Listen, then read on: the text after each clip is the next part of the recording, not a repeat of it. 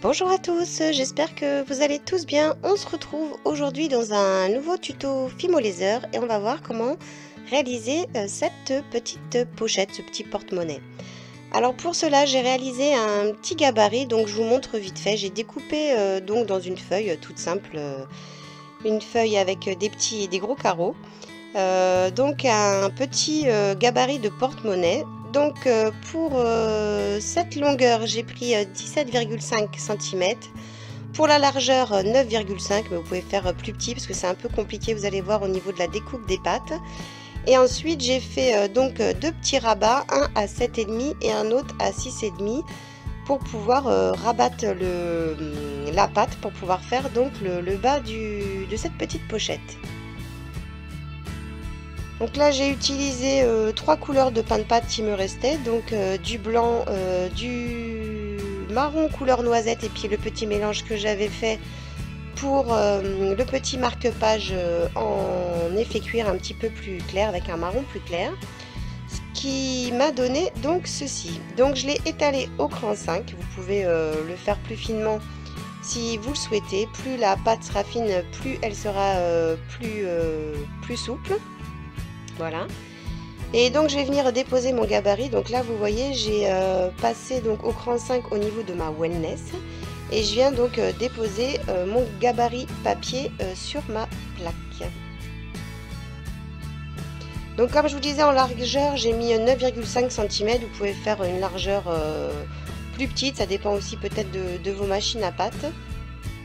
De la largeur de vos machines à pâte, c'est vrai que c'est pas évident, mais bon voilà, je vais redécouper un petit peu sur les côtés, c'est pas grave si le porte-monnaie est un petit peu moins large. Donc avec une lame, je viens faire la découpe tout autour de mon gabarit.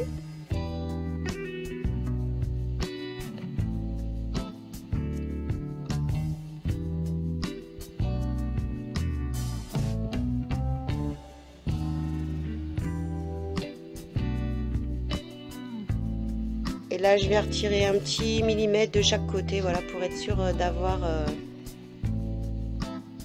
les bords bien coupés.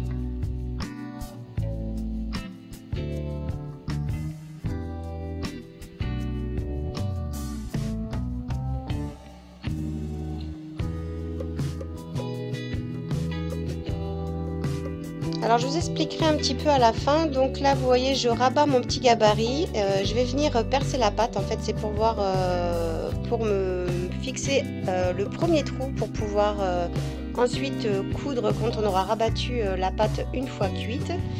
Donc je rabats le gabarit et puis je viens faire des petits trous. Donc j'ai fait des trous avec une aiguille vraiment très fine, même si je les ai un petit peu agrandis. Ça m'a pas compliqué pour ce qui est la couture, hein, parce que j'ai fait la couture avec un fil très fin.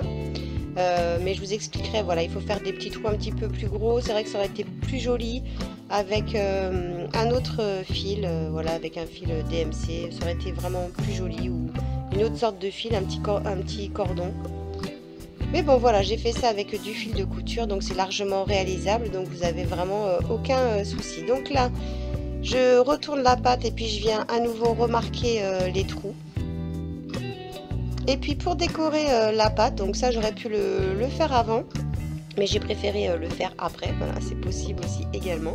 J'ai utilisé cette plaque de texture que j'ai eue lors de l'événement Graines Créatives.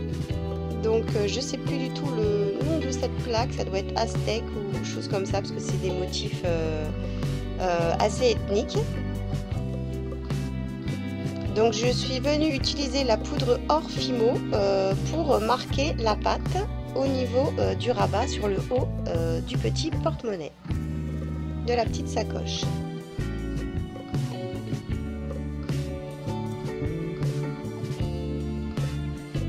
Voilà, je me suis servi de la plaque en tampon. Donc vous pouvez utiliser la Fimo Or ou d'autres poudres après avec ce que vous avez donc dans votre atelier.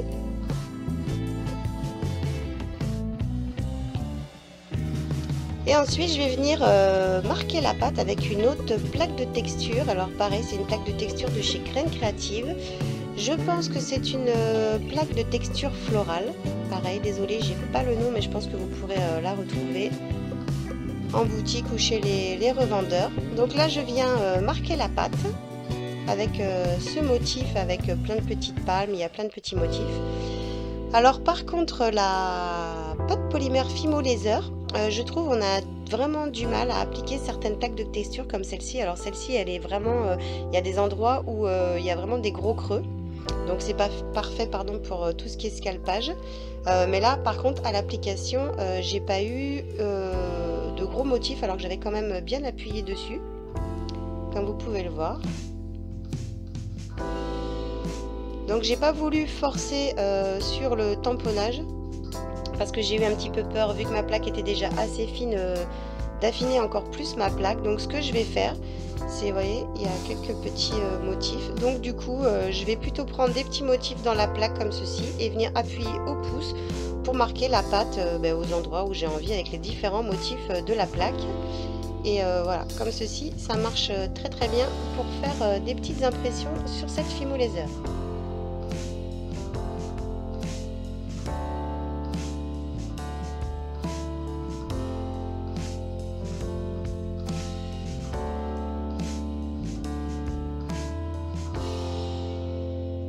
Alors une fois que j'ai marqué ma pâte, je vais à présent donc passer de la peinture acrylique couleur noire. Ça c'est pour donner un effet vieilli donc à la pâte.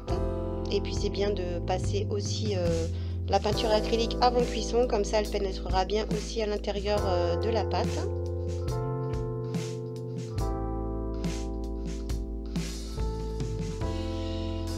Alors j'utilise aussi un petit peu de fil aluminium pour remarquer un petit peu la pâte où elle a été légèrement lissée pour qu'elle retrouve bien donc son effet cuir.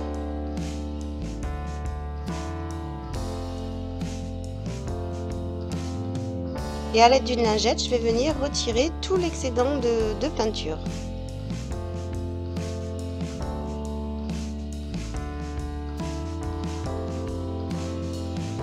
Donc voilà, en fait je réalise une patine, je vous ai déjà montré aussi ça quand vous avez fait les tutos steampunk je crois.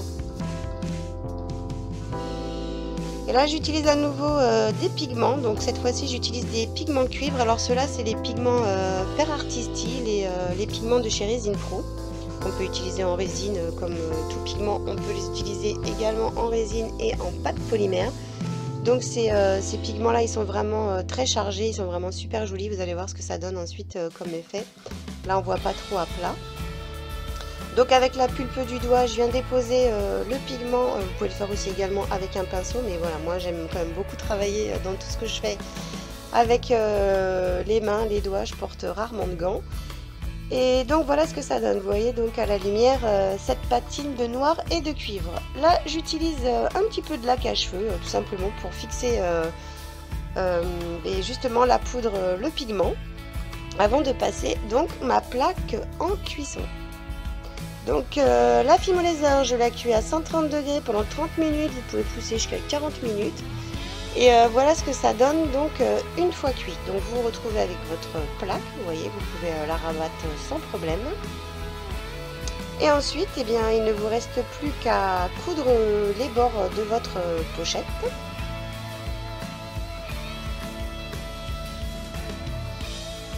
Donc moi j'ai utilisé une aiguille très très fine, donc ça se perce très très bien la Fimo Laser, il n'y a aucun problème, vous voyez c'est vraiment du fil de couture et ça aurait été vraiment plus joli avec un fil un petit peu plus gros, mais bon c'est pas grave, voilà c'était un test, un essai.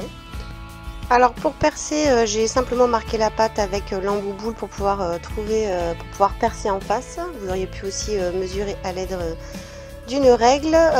Sachez aussi que vous pouvez utiliser des boutons pression, je vous avoue que j'ai pas investi dans les boutons pression.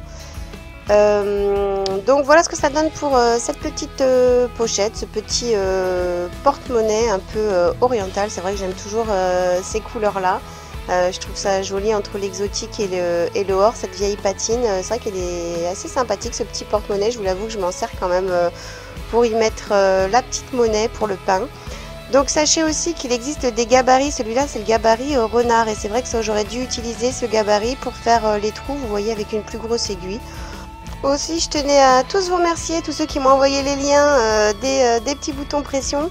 Et je tenais à remercier Anne Beaujon qui m'a fait découvrir la boutique donc Déco Cuir avec les lots de 5 boutons de colle, vous voyez, nickelés. Donc vous avez différentes tailles. Voilà, j'espère que cette vidéo sur la petite pochette Fimo Laser vous aura plu. Si c'est le cas, n'hésitez pas à liker.